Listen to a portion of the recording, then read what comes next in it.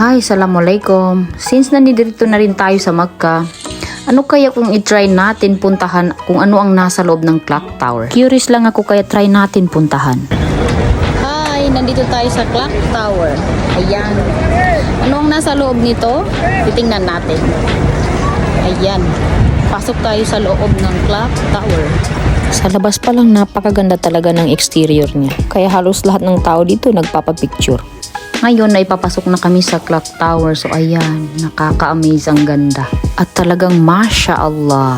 Isa ito sa pinakamataas na building sa buong mundo. According sa latest ranking, nasa pang-apat yata ito sa pinakamataas na tower sa buong mundo. At ito ay isa sa landmark ng Saudi Arabia.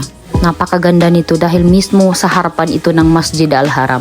Anyway, first time namin dito sa Makkah kaya naku po talaga, hindi talaga pwede palagpasin ang pagkakataon na ito. Dapat mapuntahan natin to unfall, dapat talaga. At ayan, nandirito na kami sa loob. Sa baba pala ng clock tower ay isang mall. Parang literal lang din na mall sa Kuwait na may iba-ibang luxurious brands. Akala ko nung una ang makakapasok lang dito ay yung mga naka-check-in sa hotel na ito. Dahil itong clock tower pala ay mall sa baba tapos yung sa may pinakataas niya is doon yung hotel. At ayan, paakyat na kami. Dahil sa taas nakikita namin na may mga restaurant, food court. Ayan, dito sa first floor, iba't ibang mga coffee shops, restaurant yung makikita mo dito. At ayan, may mini zoo na rin dito. At dito sa second floor, meron kaming nakitang museum ng mga prophets. Yung history ng lahat ng mga prophets. Especially kay Prophet Muhammad sallallahu alaihi wasallam. So ayun na nga, nag-try kami pumunta dito. The International Museum of Prophets. Ayan. Si Prophet Solomon. And the Journey of Islam. Makikita mo sa mga wall niya is mga lahat ng mga history ng Islam. Ayan, pasok tayo. Tingnan natin kung anong nasa loob. Pero sabi nila walang entrance fee dito. Okay, try natin. Ayan ang loob niya. Ayan.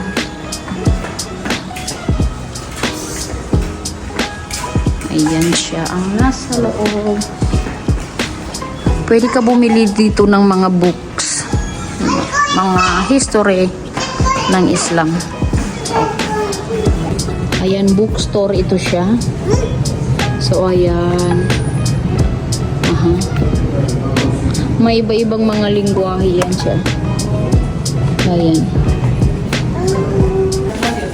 Ito yung loob niya. Lahat ng mga ito binibenta nila. Ayan. Yung ganyan, bracelet, necklace na may kaabo. So ayan na, dun lang pala sa may bookstore ang walang bayad. Dahil dito sa pinaka-museum niya is may ticket. So ayan na si Papa ni Anfal, bibili na siya ng tickets namin. Tapos ang ticket niya is tag 70 reals per head. Pero heto pa, bawal daw ang camera. Pero sige lang Anfal, at least matry natin. Ayan, papasok tayo dyan. Pasukin natin kung anong meron dyan. Sabi nila mga, prophets biography. Mga history ng prophets. Anyway, titingnan natin. Ayan, si Papa ni Anfal bumili na ng tickets. Andito na kami sa lounge nila. Habang hinihintay namin yung one. Ayan. Ayan, may tickets na kami. Pero dito, iba-ibang language ang ginagamit nila. So, kailangan mo sabihin sa kanila kung anong language ang maintindihan mo. May mga English, Arabic, Indonesian, Urdu, Hindi. So, dun lang tayo sa English. So, mamaya pa yung turn ng English after 15 minutes daw. English na yung susunod na language kasi i-explain nila kung ano nasa loob. So, dito lang muna tayo sa lounge. Ayan. Si Papa niyan pala. Papa! Ayan siya.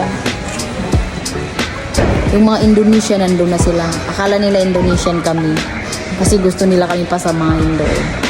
Pero kami namin pagka-Pilipino kami. Kaya hintayin pa namin ang turn ng English language na magtuturo sa amin sa loob. Peace be upon him. Journeyed from Sham, Greater Syria, to Mecca, along with his wife, Hajar.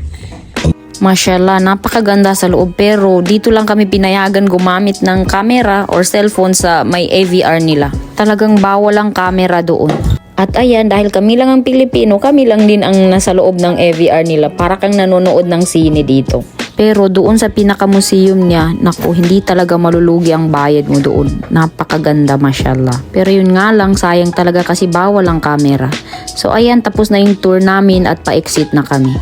Grabe talagang mga kwento ng Prophet, nakakamangha.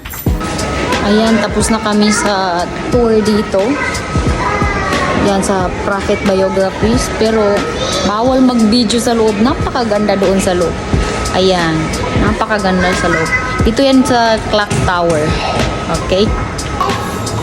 Ayan, bawal mag-video sa loob. Kaya hindi na namin nakunan masyado yung mga ganap sa loob. Pero napakaganda masyado.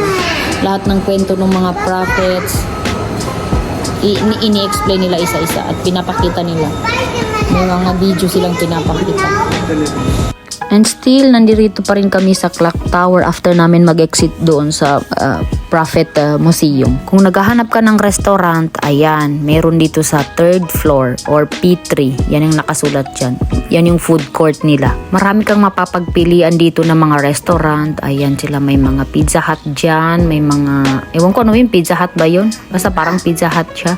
Tapos may McDo, Hardee's. Yung parang literal lang din na mall. Ayan. Tapos ayan, pagkakain ka sa food court nila, ang ganda ng view. Kasi diretso yan sa Masjid Al-Haram. Kompleto sila dito dahil may mga grocery store. Ayan, grocery store, hypermarket yan. Lahat ng mga kakailanganin mo is dito mo na siya makikita. Halimbawa kung naka-check-in ka sa hotel na kung hindi man dito sa may clock tower, may malapit dito na hotel, pwede ka mag-grocery dito.